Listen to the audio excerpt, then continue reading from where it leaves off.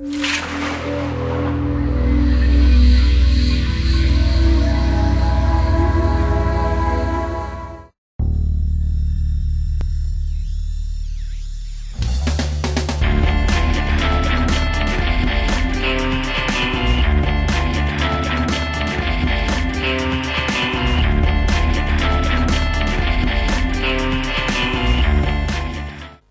dans le Seigneur, téléspectateurs de Béni TV, que la grâce du Seigneur soit sur vous et que sa bénédiction sans limite soit votre partage.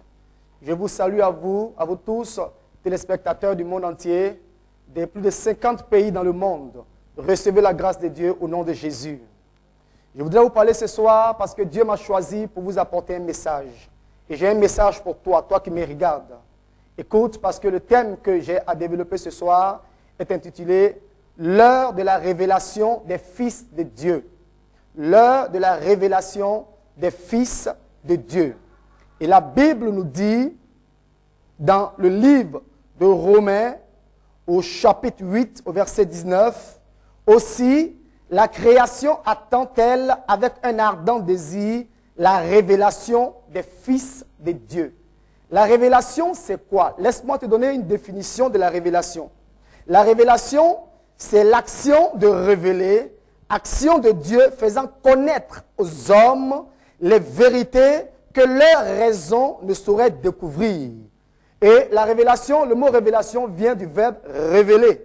Révéler, c'est découvrir, c'est faire connaître ce qui était inconnu. Et bien aimé, je vais te dire une chose ce soir.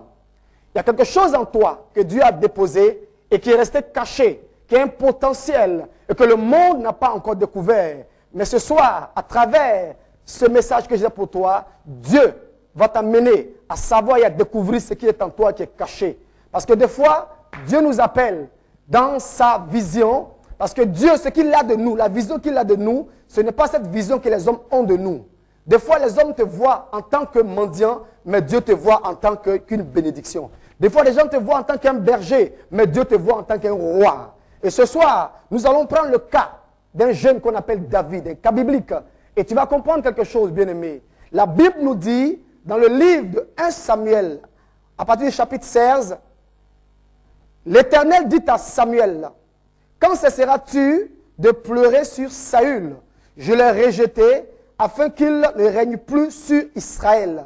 Remplis ta corne d'huile et va. Je t'enverrai chez Isaïe, Bethlémite, car j'ai vu parmi ses fils celui que je désire pour roi. » Bien-aimé, je ne sais pas quelle position tu occupes dans ta famille. Je ne sais pas quel est le niveau que tu occupes dans ta famille. Mais je veux te dire une chose. Des fois, la famille peut te reléguer au dernier plan. Mais Dieu fait de toi son choix. La Bible nous dit qu'Israël avait demandé un roi. Et Dieu avait choisi Saül comme roi. Et Saül n'avait pas obéi aux prescriptions de l'Éternel. Saül avait commencé à désobéir à Dieu. Et Dieu avait rejeté Saül.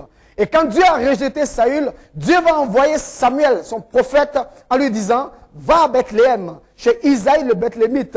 J'ai trouvé quelqu'un là-bas que j'ai choisi pour roi. Et le prophète Samuel va remplir sa corne. Et il va se diriger à Bethléem. Et quand il va arriver, il va rencontrer Isaïe.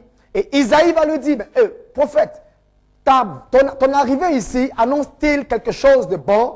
Il va lui dire, oui, je veux rencontrer tes enfants. Et Isaïe va faire défiler ses 7 enfants devant le prophète Samuel.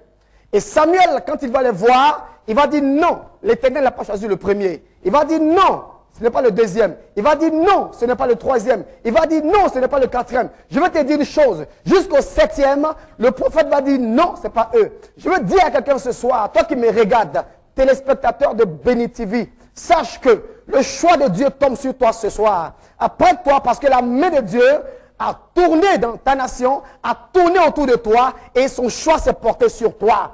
Lorsque Isaïe a fait défiler ses 7 enfants au devant de lui, Dieu a dit non, je ne regarde pas la forme, je ne regarde pas la beauté, mais je regarde au cœur. Et le prophète va demander à Isaïe, sont là tous tes enfants? Et Isaïe va lui dire non, il y a le dernier, il est en brousse, il s'appelle David.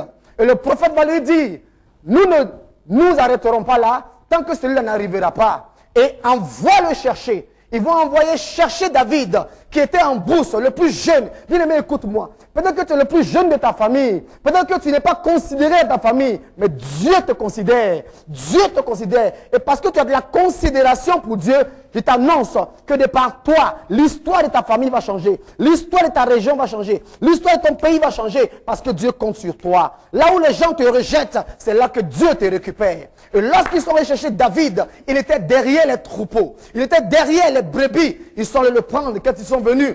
Et Dieu va dire à Samuel, c'est celui-là. Lève-toi et oins-le. Et quand ils vont oindre David, l'histoire de David va commencer à changer. Bien-aimé, écoute-moi. Pendant que je te parle, l'Esprit de Dieu étend maintenant sa faveur sur toi. Et Dieu maintenant braque son radar sur toi. En sorte que là où les gens ne te considéraient pas, la considération commence à venir pour toi.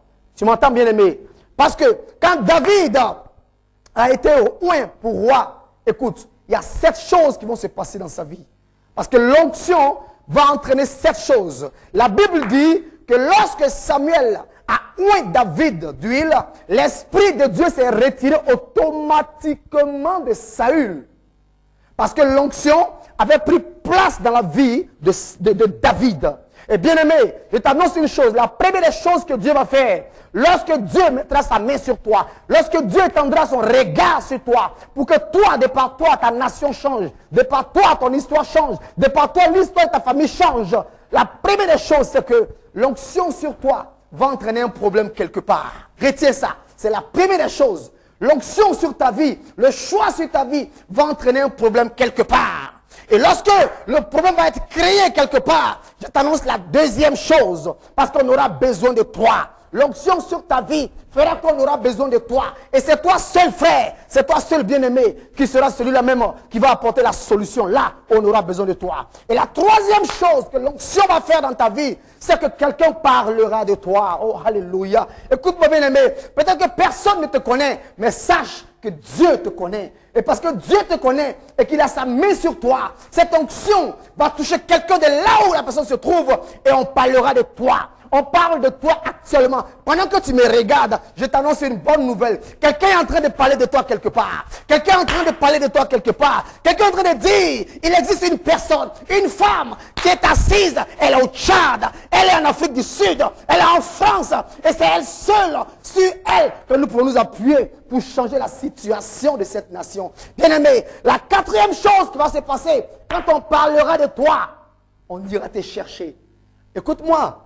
Attends-toi, parce que Dieu enverra quelqu'un, un messager te chercher. Ton portable sonnera. Ton portable sonnera. On t'appellera et on dira qu'on a besoin de toi là.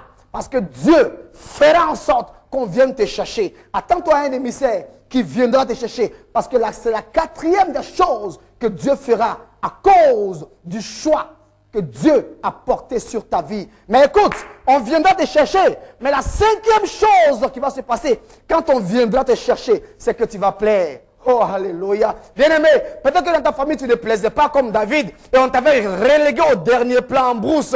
Mais je t'annonce une bonne nouvelle. Dans un palais quelque part, quelqu'un a besoin de toi. On viendra te chercher et quand tu iras, tu plairas. Et quand tu plairas, tu verras que ton histoire va changer. Ton histoire va changer.